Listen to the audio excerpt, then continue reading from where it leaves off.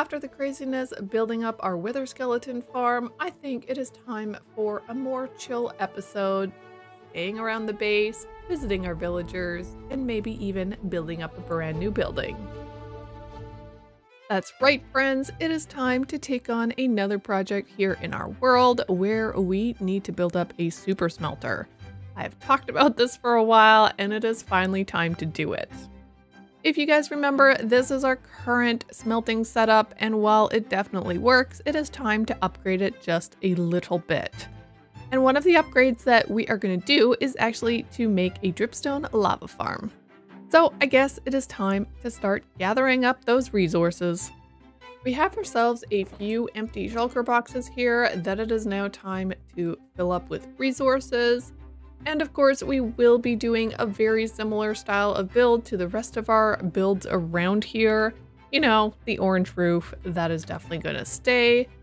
But if we have an orange roof, we're going to need a little bit of orange terracotta. And then we also want some red sandstone, which, looking at this, we're going to have to go get some more at some point. Of course, we can't forget the pumpkins and the acacia wood. Then we're also going to want a little bit of dark oak wood. We're also going to need some mangrove wood. And then I think we're going to need some deep slate. But for the deep slate, we're going to have to head over to our brand new mining storage area. I love this thing so much. I am so glad that we built it. So this is a very good start to our building itself. I'm thinking we are going to go off a little bit of the same build palette that we have our iron farm as. I know we could do similar that we have here, and I really like this build palette as well, but we have the sandstone and the birch wood in the background there, as well as right here. So I think since we're going to be building the super smelter up in this area, that maybe we go to a more similar palette to this build over here. But before we build up the actual building to our super smelter, I actually want to build up the furnace array first, as well as the dripstone lava farm. And I have realized something as I've been looking through all my chests, is we don't even have one singular piece of dripstone. So what I think we are going to do right now is we are going to go on a little bit of an adventure. So off we started on our adventure, heading out towards the mesa direction. Because we needed some red sandstone, figured why not, maybe we'd find a dripstone farm over there. However, I completely forgot that I had my render distance up a lot, and so a lot of the footage is not good because of the lag. But enjoy me collecting some red sand. We may be 5,000 blocks out, but down there we have ourselves our first little dripstone. Okay, well, let's grab some and get out of here. Look at that. That is our first dripstone we've ever gotten. Ah, that is so crazy to think. We've been in this world for 1,200 days. I think that's what it is. Yeah, 1,289 days, and this is the first dripstone we're getting. That just seems insane to me. You know what? That is probably going to be more than enough. We're gonna head out of here, and I shall meet you back at the base, and we will get busy working on our new build. Well, now that we are finally home from that trip, and I finally figured out what was causing all my leg issues on our travels, I think it is time that we get working on this building. So I got myself a couple of shulker boxes here. Well, that one's empty. Never mind. So we have our cauldrons, and we have a bunch of other resources and materials in these shulker boxes. Is it going to be enough? I have no idea, but we'll certainly find out. Let's talk about design here. I do think if we put 8 furnaces on that side and 8 furnaces on this side, and then in the center, we had 16 cauldrons for collecting lava. I kind of feel like that would be a cool idea, and we could still collect the lava from the inside and basically turn around and put it right directly into the super smelter itself. Is this going to work? I don't know, because you know what? I'm not going to use a tutorial. Nope, I'm just going to make this. I've made them before. I can do it again. At least that is what I'm going to tell myself here as we go along and figure it out. I actually think we're going to take this top layer of grass off and we are just going to have the building down one more layer.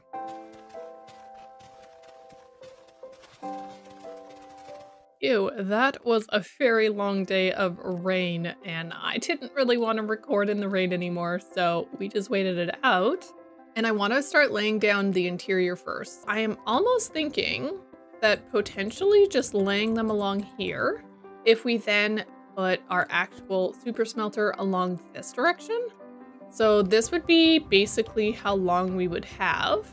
We have a plan. Let's see how frustrating it is for me to build a super smelter. Can't be that hard, right? Hoppers along the bottom. Furnaces on top of the hoppers. Hoppers into the back of the furnaces. And then hoppers into the top of the furnaces. Guys, I might not know what I'm doing. I have done something wrong. Why are you raining again? It's been 2 days. Gosh, why do I not know how to do this, guys? It's a simple thing to do. Well, I know what I did wrong. Just like we knew. We weren't supposed to have these ones. And we're going to take these guys. We'll put one right there. We then want to add ourselves a redstone block right there. And we will put another redstone block right there. And now, when you put yourselves a hopper minecart on one of these, and you flick your lever, that I apparently took away because I forgot, it then starts running along, doing its little thing. You click the lever, and it comes and it sits right back down where it needs to be. Wow, I can do this. Did I look at a tutorial? Yes, I did. So now that we have this side figured out, I think we repeat the process on that side and it should be fine. Very perfect. Yes, definitely perfect. Super smelters. Let's go get some redstone. Redstone block. And redstone block. Our super smelters do not have to be fancy. They just need to be functional. And I think that's exactly what we got for ourselves here. By the way, I had no idea when it rained the cauldrons would fill up. How did I never know that? I feel like that's something I should have known, but I mean, cauldrons, I never used them. So if we take ourselves our dripstone and we go across like this, then we should be able to take the pointed dripstone. So now that we have the pointed dripstone and the dripstone, we got our lava farm. We just need to actually put the lava on top. We need 16 bucket. Wait, does everyone have to have a bucket on top of it? Man, the things I don't know around here. We're gonna go get some buckets of lava from the nether. So before we head into the nether to get some lava, I think we're gonna use some spruce trapdoors to stop up the lava, because we have fire tick turned off in this world, so there's no worry about things being put onto fire. And I made way too many spruce trapdoors the other day for a different project that I ended up not using. I think that'll work out all right. Okay, let's go see what we can do about getting some lava. You know, there is a lot of lava in the overworld. We have a huge field of lava down at our mining area, or like our original mining area. Rather than going to the nether and risking getting shot at by things that don't like me and falling into the lava, maybe we'll go down there. See, look at all that wonderful lava.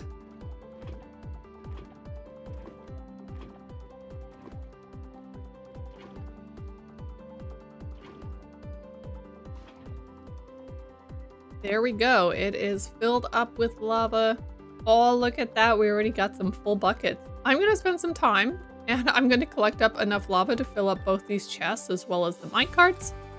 And then when I bring you guys back, we'll get working on the exterior of this build.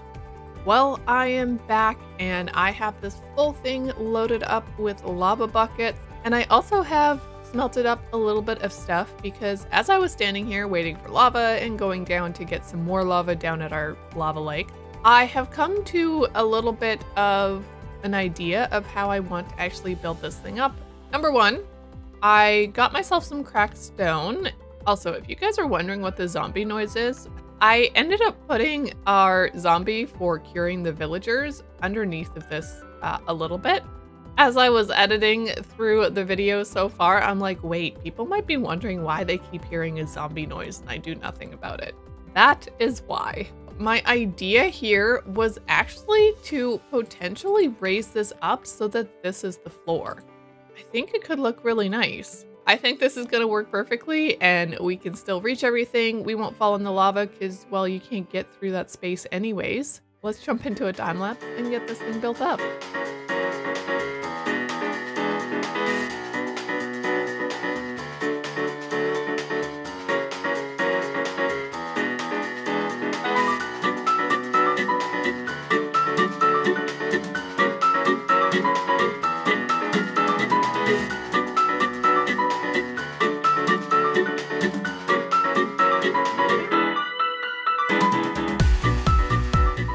This is a cute build. I love our little chimney here on the side.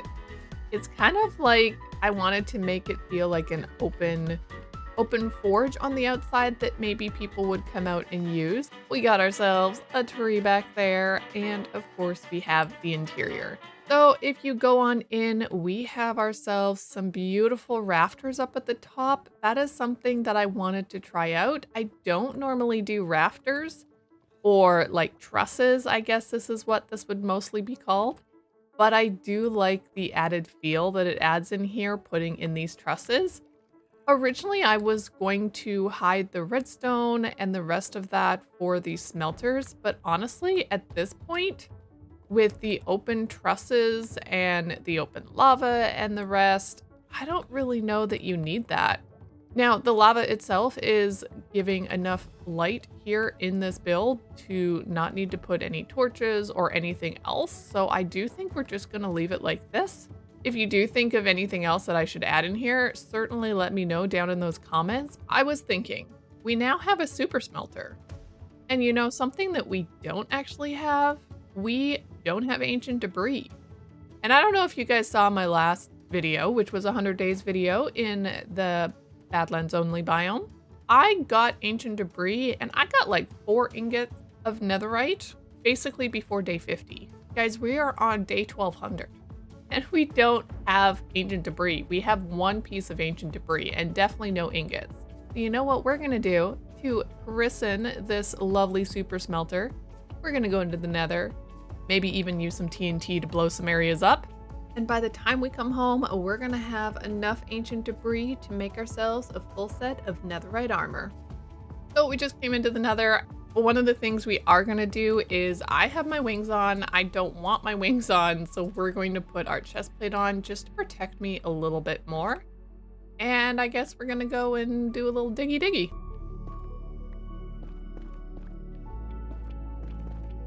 Well, now that we have made it down to the right level, let's see what we can do. I brought along 26 TNT simply because that's what I had. So we're gonna use that and then we're just gonna mine.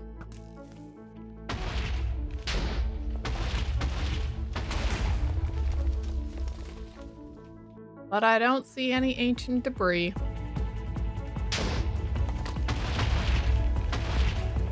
Oh, there's ancient debris. Nice.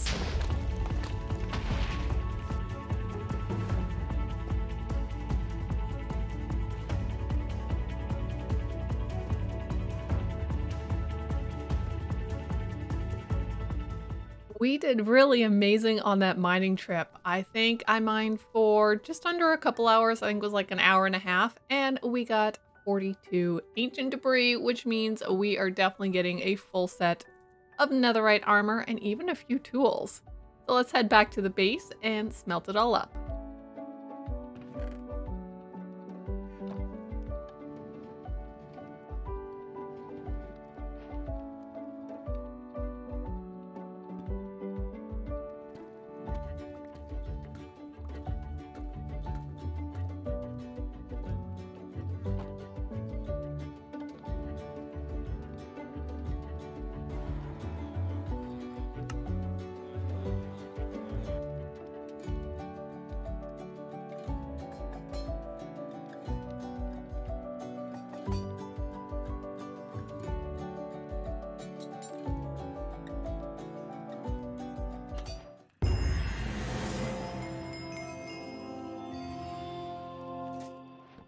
I love purple. This is awesome.